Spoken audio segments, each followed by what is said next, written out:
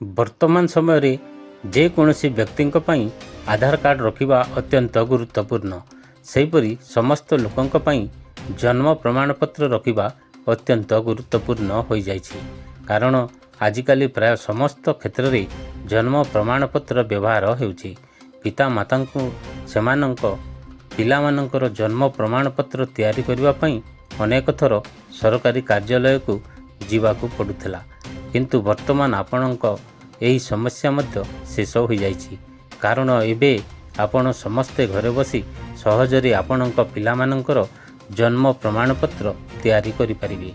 जदि आपणक पिलामानंकर जन्म प्रमाणपत्र तैयारी करबा को चाहुचंती तेबे वीडियोटी को शेष पर्यंत देखंतु।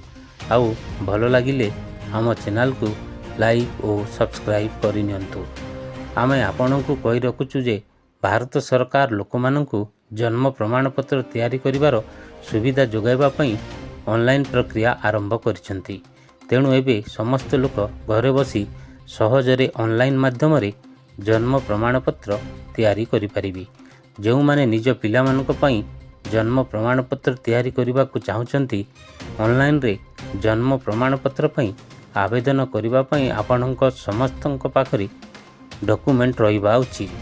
जन्म समय रे हॉस्पिटल रो रसीद, राशन कार्ड, अभिभावक आधार कार्ड, भोटर परिचय पत्र, आवासिक प्रमाणपत्र, शिशु हॉस्पिटल संबंधी डॉक्यूमेंट इत्यादि रहिबा जरूरी। ऑनलाइन रे जन्म प्रमाणपत्र पई आवेदन करबा को आपणक crsorgi.gov.in को जाई पंजीकरण समाप्त करने को पड़िबो।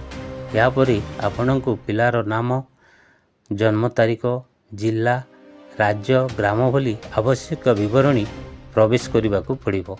एबे आपणक ईमेल आईडी रे एक लिंक मिलिबो, जेउठी ऊपर क्लिक करी पासवर्ड सेट करंतु। वर्तमान आईडी पासवर्ड सहित लॉगिन करंतु एवं तापरे जन्म पंजीकरण ऐड करंतु। या परे एक नूतन पृष्ठा खोलिबो, जेउथिरे आवश्यक सूचना प्रवेश करंतु एवं आवश्यक डॉक्यूमेंट गुड़िक अपलोड करंतु। या परे सबमिट बटन उपरे क्लिक करी एक रसीदर प्रिंट आउट काढ़ी नियंतु। रसीदर फोटोकॉपी एवं आवश्यक डॉक्यूमेंट संलग्न करी याकू आपणक जिला सहित जड़ित विभाग रे दाखल करंतु।